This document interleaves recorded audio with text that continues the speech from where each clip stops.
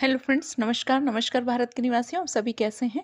आज का टॉपिक मेरा बहुत ही अच्छा लेकिन बहुत बेसिक है। जो लोग लॉ ऑफ अट्रैक्शन को बिल्कुल भी नहीं जानते हैं उनके लिए तो ये बहुत ही ज़रूरी है, और जो थोड़ा बहुत भी जानते हैं उनकी बहुत सारी चीज़ें और ज़्यादा क्लियर होंगी, क्योंकि हमें पता नहीं होता है ढंग से कि वास्तव में सारी चीज़ें होती क्या हैं। तो वो चीज़ बताने के लिए मेरा ये वीडियो है, आप लास्ट तक देखिएगा तभी आप समझ पाएंगे। तो सबसे पहले शुरू करते हैं कि लॉ ऑफ अट्रैक्शन है क्या। एक्चुअली में यह एक ऐसा विज्ञान है या ऐसा नियम है जो हर समय चलता रहता है। लॉ ऑफ अट्रैक्शन यानी कि आकर्षण का सिद्धांत, यानी कि जो चीज़ें आप जैसे जिस भी इमोशन में, जिस भी भाव में, जिस फीलिंग में, जिस विचार में होते हैं, वो चीज़ें आपकी ज़िंदगी में आकर्षित होती हैं। ये बिल्कुल साइंस के नियम की तरह है। जैसे गुरुत्वाकर्षण का नियम होता है कि जब हम कोई चीज़ ऊपर फेंकते हैं तो नीचे आती ही है। आपने देखा होगा कि जब हम सेब फेंकते हैं ऊपर तो नीचे आता है लौट के। ये न्यूटन का जो गुरुत्वाकर्षण का नियम है, बिल्कुल जितना सत्य वह है उतना ही सत्य है लॉ ऑफ अट्रैक्शन का नियम। लॉ ऑफ अट्रैक्शन कहता है कि हमारा जो विचार होते हैं वो एनर्जी होते हैं, और ये पूरा ब्रह्मांड, ये यूनिवर्स, आपके चारों तरफ का वातावरण, ये आकाश, ये सूरज, चंद्रमा, पूरी प्रकृति, ये सब किससे बनी है? एनर्जी से बनी।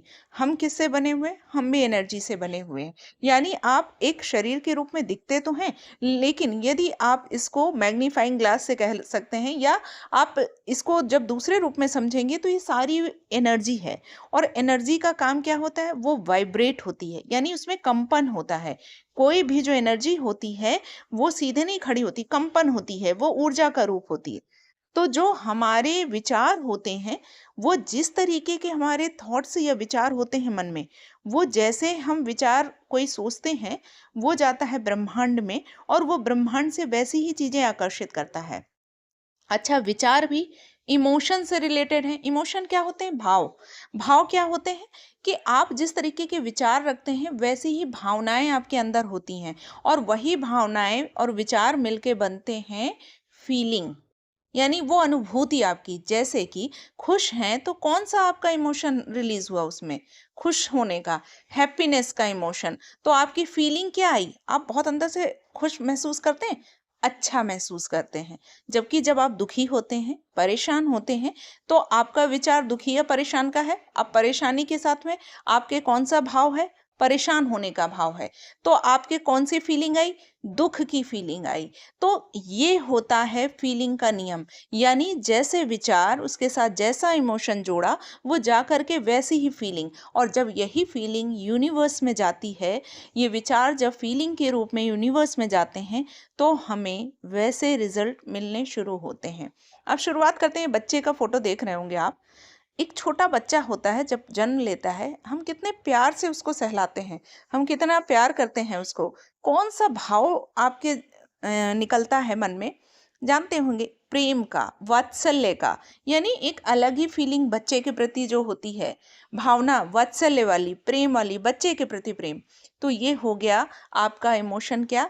हैप्पीनेस, खुशी का, प्रेम का भाव। इसी तरीके से आप अगर दो लोग हैं, या आप दुखी हैं, जैसे मान लीजिए ये दुखी है बच्चा, आप परेशान है, परेशानी है, मतलब कोई विचार है उसके मन में आ रहा है और वो बहुत परेशान है, तो कौन सा भाव गया? परेशानी का, दुख का। तो जब आप दुख हैं, दुखी हैं, तो दुख ही आएगा। आप जब दुखी हैं तो वैसी ही घटनाएं होती हैं। प्रेम, आप किसी को प्रेम करते हैं तो आपके मन में कैसी फीलिंग आती है? आपका उसके प्रति प्रेम है। आप पति पत्नी हैं, प्रेमी प्रेमिका, भाई बहन, कोई भी रिश्ता हो सकता है।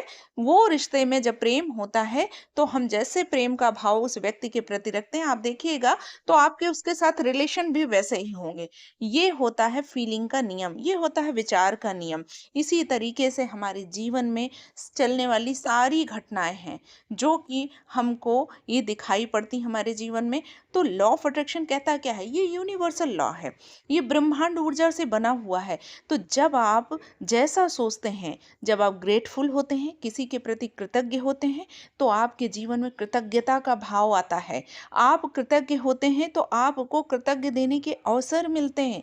जब आप छोटी-छोटी चीज़ों के लिए भी कृतज्ञ होने लगते हैं, तो निश्चित रूप से मान लीजिए जीवन में कृतज्ञता के अवसर मिलते हैं। जबकि हम इसको कृतज्ञता कभी दर्शाते ही नहीं है, हमको सिखाया ही नहीं जाता है कि कृतज्ञ हो। इसीलिए कहते हैं कि जब हम लॉ ऑफ अट्रैक्शन जान जाएँ, अगर उसको हम कॉन्शियसली फॉलो कर लें, तो आप निश्चित मानिए आपके जीवन में परिवर्तन दिखाई पड़ेगा। जब आप मानेंगे कोई चीज़ पॉसिबल है, तो वो 100 नहीं 1000% पॉसिबल है। जब आप मानेंगे ये इम्पॉसिबल है, तो वो इम्पॉसिबल ही होगा। जबकि वो भले ही पॉसिबल चीज़ हो, लेकिन यदि आपने विचार दे दिया ब्रह्मांड में कि नहीं ये मेरी चीज़, जैसे आप उदाहरण ले लीजिए कॉम्पिटिशन का ही। कोई सोचें आप कि कोई एग्ज़ाम देने जा रहे हैं, अरे पढ़ तो बहुत रहे हैं, बहुत मेहनत भी कर रहे हैं, सोच के आ रहे हैं, अरे नहीं शायद नहीं हो पाएगा, बहुत कठिन है। वो कठिन बना के जितनी मेहनत की वो बराबर कर लिया आपने। आपने इमोशन या फीलिंग क्या भेजी वहाँ पर? वो भेजी इम्पॉसिबल की। इसी तरीके जब आप ईश्वर के प्रति बहुत ही अनुराग व्यक्त करते हैं, धन्यवाद देते हैं कि आपका जीवन मिला हुआ है, तो आपको धन्यवाद के अवसर मिलते हैं। इसीलिए लॉ ऑफ अट्रैक्शन को जो जान जाता है, वो अपने विचारों के प्रति बहुत ही कॉन्शियस हो जाता है। उनको देखने लगता है कि वो क्या चीज़ कर रहा है और क्या उसे करना चाहिए। तो अपने विचारों के प्रति सजग होइए और लॉ ऑफ अट्रैक्शन को अच्छे से फॉलो कीजिए। बाकी मैं आपको नए-नए वीडियो लाऊँगी, तो उनको देखिए, समझिए, अपना जीवन सुधारिए, आपका जीवन सुखमय हो। Thank you so much.